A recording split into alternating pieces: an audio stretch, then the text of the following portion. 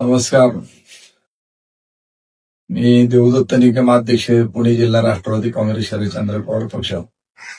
आपणास या निमित्ताने सांगू इच्छितो की उद्यापासून जिल्हा परिषद पंचायत समितीच्या निवडणुकीचे नॉमिनेशन दाखल करण्याचं प्रक्रिया सुरू होत आहे आणि या निवडणुकीमध्ये राष्ट्रवादी काँग्रेस पक्ष शरदचंद्र पवार हा देखील आपले उमेदवार निवडणुकीसाठी उभे करणार आहे.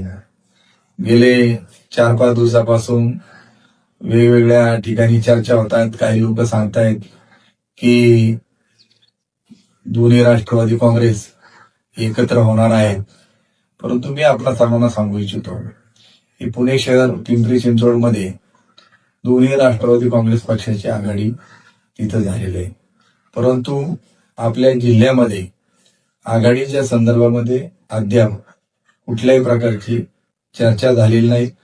एक आपल्या पक्षाच्या बाबत समोरच्या बाजूने संभ्रम निर्माण करण्याचं काम चालू आहे की राष्ट्रवादी काँग्रेस शरदचंद्र पवार पक्षाच्या उमेदवारांना ईव्ही फॉर्म मिळणार नाही, असं होईल तसं होईल. तेव्हा मी अध्यक्ष या नात्याने आपल्याला सांगू इच्छितो की जे आपले इच्छुक उमेदवार आहेत त्यांनी त्या तालुक्यामध्ये अध्यक्षांकडे किंवा माझ्याकडे जिल्हा परिषद आणि पंचायत समितीसाठी ज्यांना निवडणूक लढवायची त्यांनी आपले अर्ज त्वरित द्यावेत. आपल्या मुलाखती घेऊन आपल्याला जो सक्षम उमेदवार असेल, निवडून येणार असेल, आपली महाविकास आघाडी जी आहे ही विधानसभेला होती, लोकसभेला होती, ते आपले मित्र पक्ष आहेत, घटक पक्ष आहेत, त्या सर्वांना आपण विश्वासात घेऊ.